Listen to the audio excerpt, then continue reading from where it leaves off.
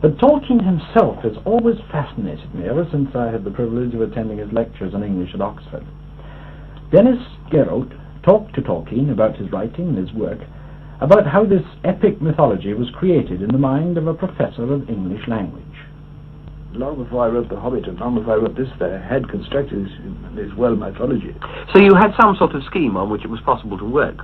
Well, immense sagas, yes. Well, they got sucked into it, as The Hobbit did itself. You see, The Hobbit was originally not part of it at all, but as soon as he got moving out into the world, he got sucked into it. So your characters and your story really took charge? I say took charge, I don't mean that you were completely under their spell or anything of this sort. Oh, no, I don't walk about dreaming at all, no. No, it isn't an obsession anyway. You have a sensation that, but at this point, A, B, C, D, only A, one of them is right, and you've got to wait till you see. Because I had maps, because if you're going to have a complicated story, you must work to a map, otherwise you'll never make a map of it afterwards. The moons, I think finally, the moons and suns have worked out according to what they were in this part of the world in 1942, actually. They must have something where they... You began in 42, did you write it? No, I began in 30, as soon as Hobbit was out, in the 30s, yeah. It was finally finished just before it was published. I wrote the draft before. About 1949, I think. I remember I actually wept at the denouement thing. But then, of course, a tremendous revision. I typed that work out twice, and lots of it many times, on a bed in an attic. But I couldn't afford of course, the typing. There's some mistakes too. And also, what amuses me to say, because I suppose I'm in a position which it doesn't matter what people think of me now, some vital mistakes in grammar from a professor of English language literature, rather shocking.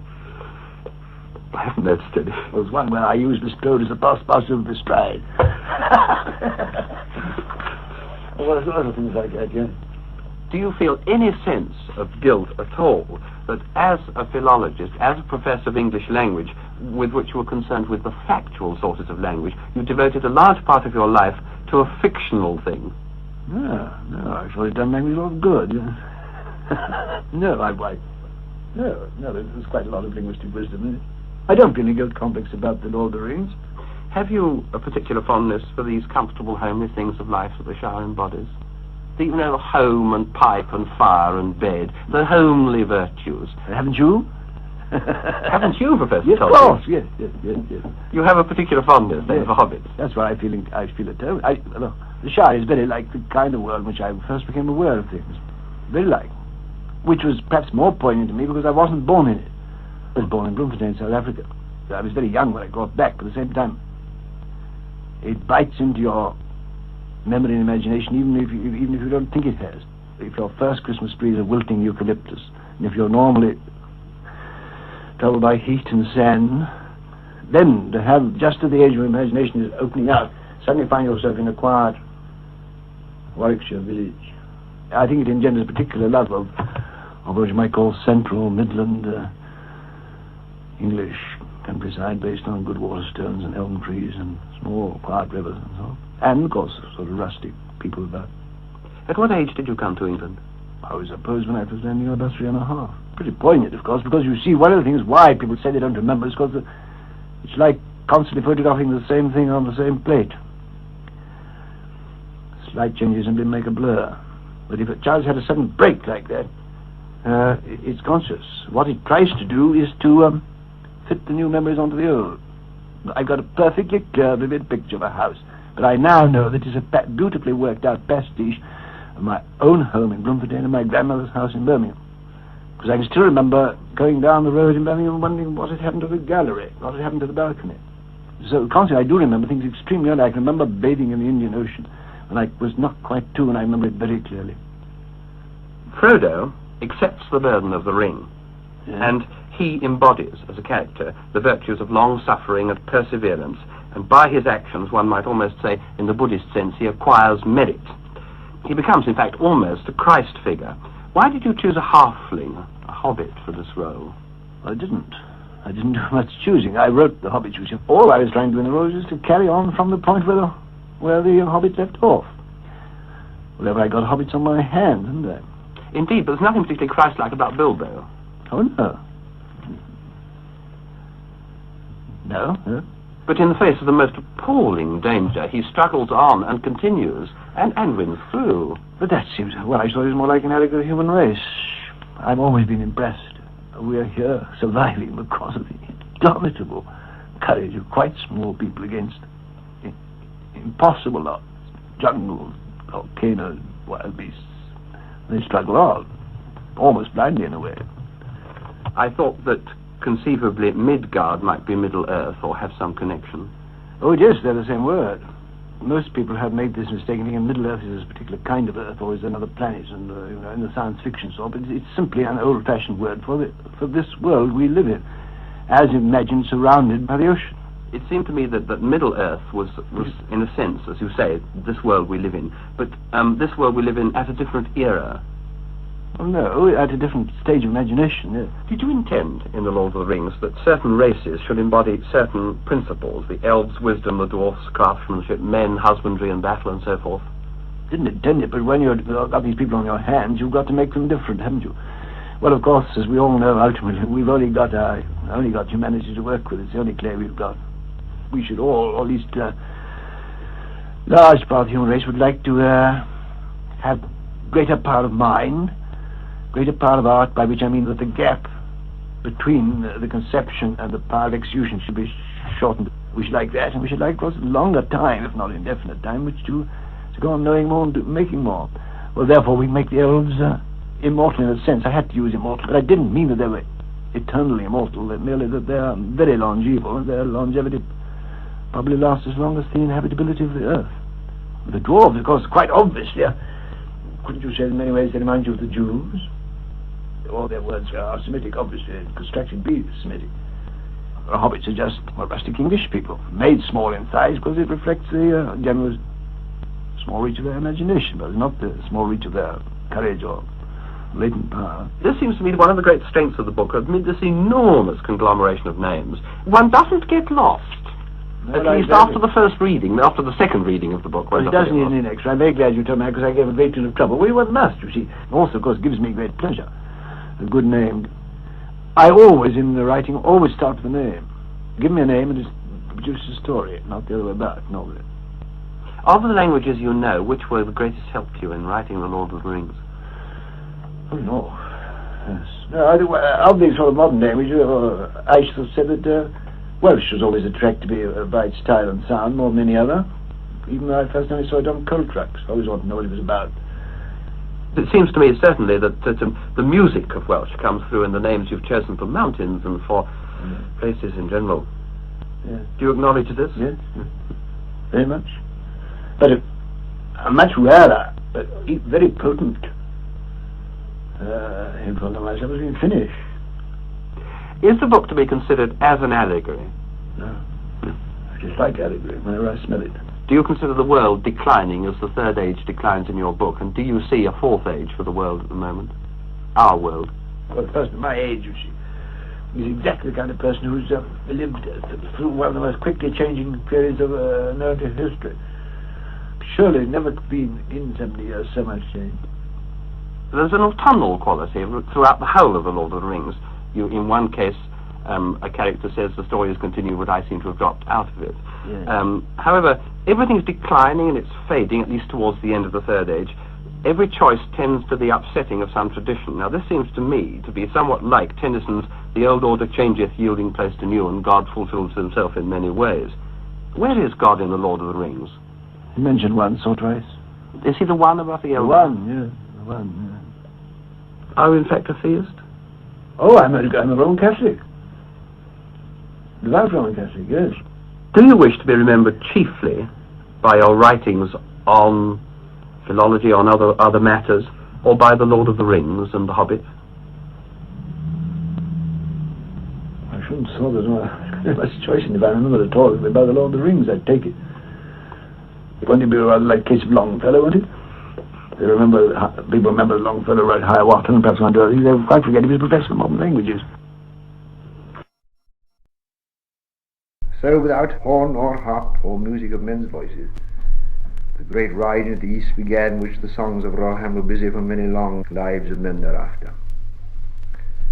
From dark Dun Harrow in the dim morning with Thane and Captain rode Thengel's son. To Edoras came the ancient halls of the Mark Wardens mist enshrouded, golden timbers were in gloom mantled. Farewell he bade to his free people, hearth and high seat in the hallowed places, while long he had feasted ere the light faded. Forth rode the king, fear behind him, fate before him, fealty kept he. Oaths he had taken, all fulfilled them. Forth rode Theoden 5 nights and days, east and onward rode the Eorlingas, through Fold and Fenmarch and the Pyrian wood, 6,000 spears to Sun landing. Munburg the mighty on the Mindolluin, sea king's city in the south kingdom, foe beleaguered, fire encircled. Doom drove them on, darkness took them, horse and horseman, hoof-beats afar, sank into silence, so the songs tell us.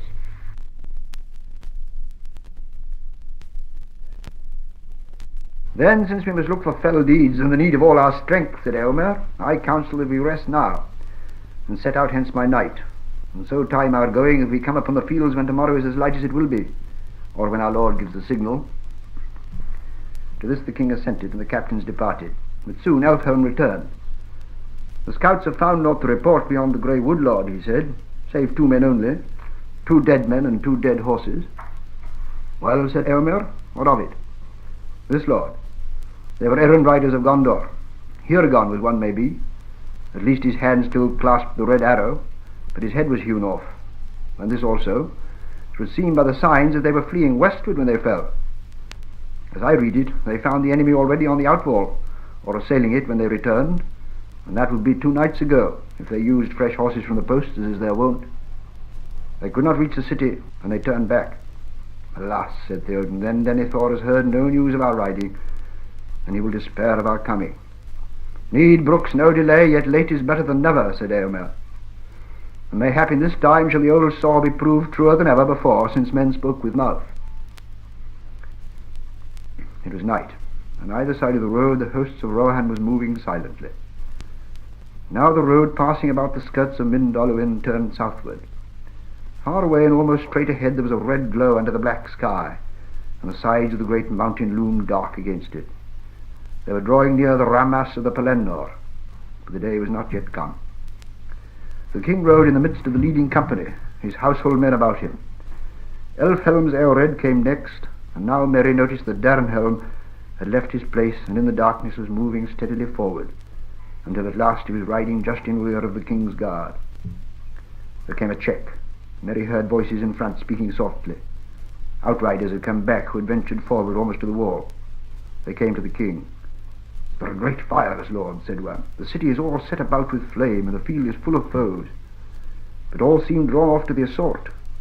As well as we could guess, there are few left upon the outwall, and they are heedless, busy in destruction. Do you remember the wild man's words, lord, said another. I live upon the open wold in days of peace. Weedfara is my name, and to me also the air brings messages. Already the wind is turning. There comes a breath out of the south. There is a sea tang in it, faint though it be. The morning will bring new things. Above the reek it'll be dawn when you pass the wall. If you speak truly, Weedfarer, then may you live beyond this day in years of blessedness, said Theoden. He turned to the men of his household who were near, and he spoke now in a clear voice, so that many also of the riders of the first Eored heard him. Now is the hour come, riders of the Mark, sons of Eorl. Foes and fire before you, and your homes far behind. Yet though you fight upon an alien field, the glory that you reap there shall be your own forever. Oaths ye have taken, now fulfill them all, to lord and land and league of friendship. Men clashed spear upon shield. Eormer, my son, you lead the first Eored, said Theoden, and it shall go behind the king's banner in the centre. Elfhelm, lead your company to the right when we pass the wall, and Grimbold shall lead his towards the left. Let the other companies behind follow these 3 that lead as they have chance. Strike wherever the enemy gathers. Other plans we cannot make, for we know not yet how things stand upon the field. Forth now, and fear no darkness. The leading company rode off as swiftly as they could, for it was still deep dark, whatever change Wheatfellow might forebode. Merry was riding behind Dernhelm, clutching with the left hand, while with the other he tried to loosen his sword in its sheath. He felt now bitterly the truth of the old king's words. In such a battle what would you do, Meriadoc? Just this, he thought, encumber a rider, and hope at best to stay in my seat and not be pounded to death by galloping hoofs. It was no more than a league to where the outwalls had stood. They soon reached them, too soon for Merry. Wild cries broke out, and there was some clash of arms, but it was brief. The orcs busy about the walls were few and amazed, and they were quickly slain or driven off. Before the ruin of the north gate in the Rammas, the king halted again. The first Eored drew up behind him and about him on either side. Dernhelm kept close to the king, though Elfhelm's company was away on the right. Grimbol's men turned aside and passed round to a great gap in the wall further eastward. Merry peered from behind Dernhelm's back. Far away, maybe 10 miles or more, there was a great burning. But between it and the riders, lines of fire blazed in a vast crescent, at the nearest point less than a league distant. He could make out little more on the dark plain, and as yet he neither saw any hope of morning, nor felt any wind, changed or unchanged.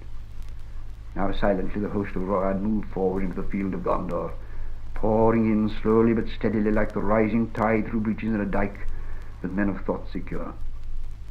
But the mind and will of the black captain were bent wholly on the falling city, and as yet no tidings came to him warning that his designs held any flaw. After a while the king led his men away somewhat eastward, to come between the fires of the siege and the outer fields. Still they were unchallenged, and still Theoden gave no signal. At last he halted once again. The city was now nearer. A smell of burning was in the air, and a very shadow of death.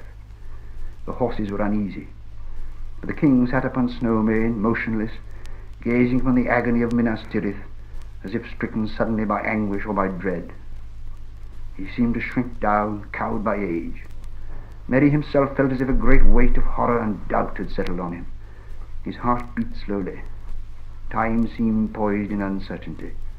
They were too late. Too late was worse than never. Perhaps Theoden would quail, bow his old head, turn, slink away to hide in the hills. Then suddenly Merry felt it at last, beyond doubt, a change. Wind was in his face. Light was glimmering. Far, far away in the south the clouds could be dimly seen as remote grey shapes rolling up, drifting. Morning lay beyond them.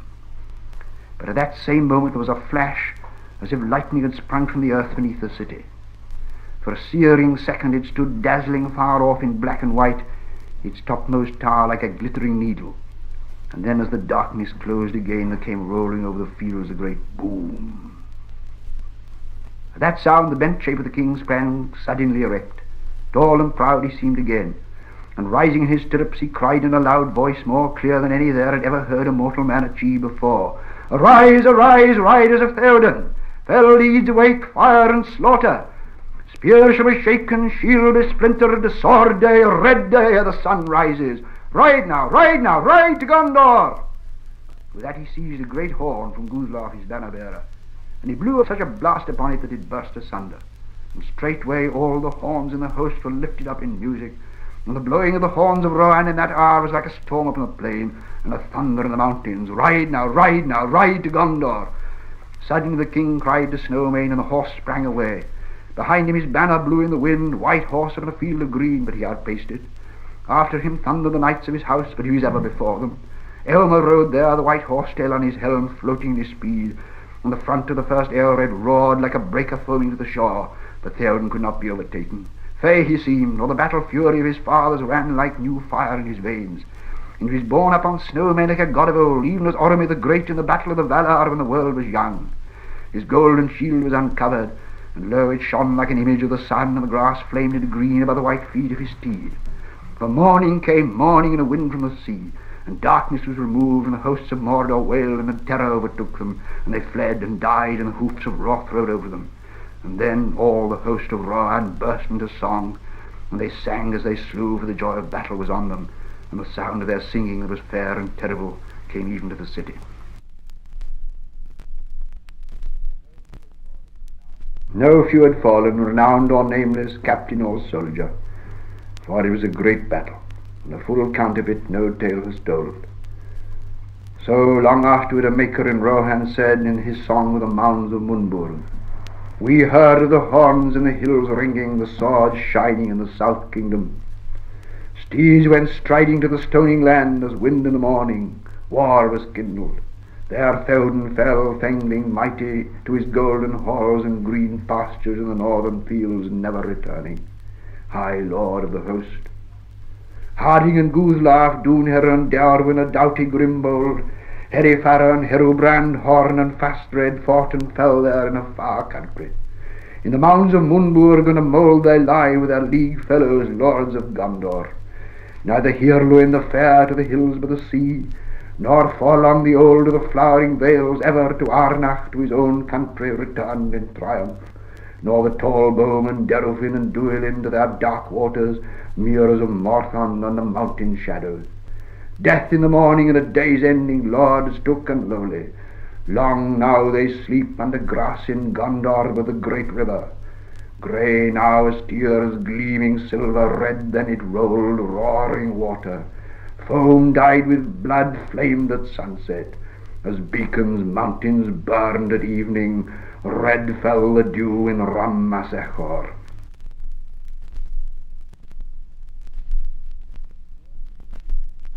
There at the bend it was cut deep through a crag of old weathered stone, once long ago vomited from the mountain's furnaces. Panting under his load, Sam turned the bend, and even as he did so, out of the corner of his eye, he had a glimpse of something falling from the crag, like a small piece of black stone that had toppled off as he passed. A sudden weight smote him, and he crashed forward, tearing the backs of his hands that still clasped his master's. Then he knew what had happened. For above him as he lay, he heard a hated voice. "Wicked master," it hissed. "Wicked master! Cheats us! Cheats us! Cheats Smeagol! Oh! He mustn't go that way. He mustn't hurt Precious. Give it to Smeagol, yes. Give it to us. Give it to us." With a violent heave, Sam rose up. At once he drew his sword, but he could do nothing. Gollum and Frodo were locked together. Gollum was tearing at his master, trying to get at the chain and the ring. This was probably the only thing that could have roused the dying embers of Frodo's heart and will. An attack, an attempt to wrest his treasure from him by force. He fought back with a sudden fury that amazed Sam and Gollum also. Even so, things might have gone far otherwise if Gollum himself had remained unchanged. But whatever dreadful paths, lonely and hungry and waterless, he had trodden, driven by a devouring desire and a terrible fear, they had left grievous marks on him. He was a lean, starved, haggard thing, all bones and tight-drawn, sallow skin. A wild light flamed in his eyes, but his malice was no longer matched by his old griping strength. Frodo flung him off and rose up quivering. "Down! Down!" he gasped, touching to his hand to his breast, so that beneath the cover of his leather shirt he clasped the ring. "Down, you creeping thing, and out of my path! Your time is at an end. You cannot betray me or slay me now." Then suddenly, as before under the eaves of the Emin Muil, Sam saw these two rivals with other vision. A crouching shape, scarcely more than the shadow of a living thing, a creature now wholly ruined and defeated, yet filled with a hideous lust and rage. And before it stood stern, untouchable now by pity, a figure robed in white, and at its breast it held a wheel of fire. Out of the fire there spoke a commanding voice. "Begone, and trouble me no more. If you touch me ever again, you shall be cast yourself into the fire of doom." The crouching shape backed away, terror in its blinking eyes, and yet at the same time insatiable desire. Then the vision passed, and Sam saw Frodo standing, hand on his breath coming in great gasps, and Gollum at his feet, resting on his knees, with his wide splayed hands upon the ground. "Look out!" cried Sam, "he'll spring!" He stepped forward, brandishing his sword. "Quick, master!" he gasped. Go on, no time to lose. I'll deal with him. Go on!" Frodo looked at him as if at one now far away. "Yes, I must go on," he said. "Farewell, Sam. This is the end at last. On Mount Doom, doom shall fall. Farewell." He turned and went on, walking slowly but erect up the climbing path. "Now," said Sam, "at last I can deal with you." He leapt forward with drawn blade, ready for battle. But Gollum did not spring. He fell flat upon the ground and whimpered. "Don't kill us," he wept. "Don't hurt us with nasty, cruel steel. Let us live, yes, live just a little longer. Lost, lost, we're lost.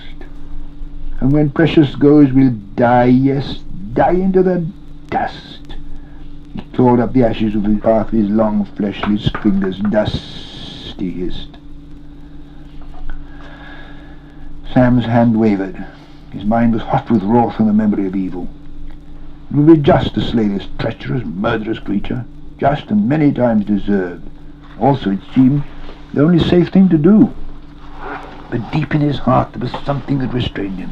He could not strike this thing lying in the dust, forlorn, ruinous, utterly wretched.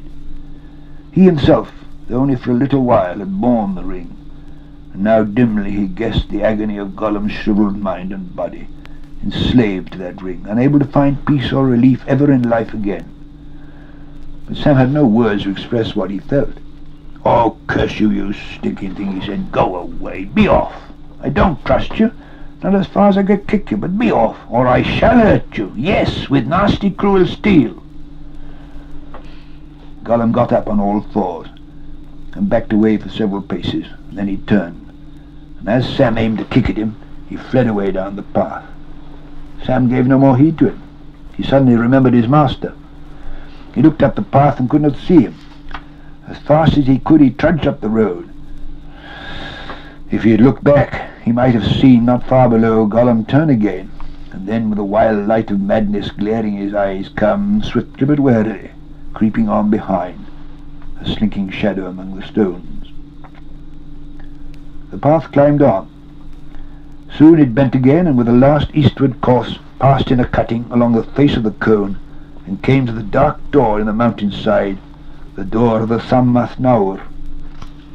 Far away now, rising towards the south, the sun, piercing the smokes and haze, burned ominous, a dull bleared disk of red. But all Mordor lay about the mountain like a dead land, silent, shadow-folded, waiting for some dreadful stroke. Sam came to the gaping mouth and peered in. It was dark and hot. A deep rumbling shook the air. "Frodo! Master!" he called. There was no answer.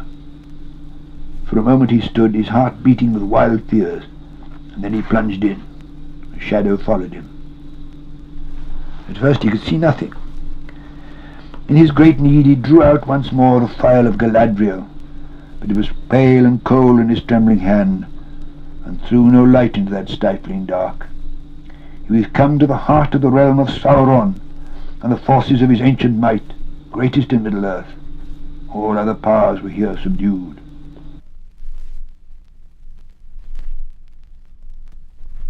And before the sun had fallen far from the noon, out of the east there came a great eagle flying, and he bore tidings beyond hope from the lords of the west, crying, "Sing now, ye people of the Tower of Anor, for the realm of Sauron is ended forever, and the dark tower is thrown down.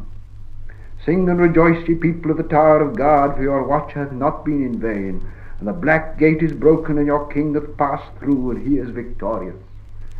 Sing and be glad, all ye children of the west, for your king shall come again, and he shall dwell among you all the days of your life. And the tree that was withered shall be renewed, and he shall plant it in the high places, and the city shall be blessed. Sing, all ye people." And the people sang in all the ways of the city.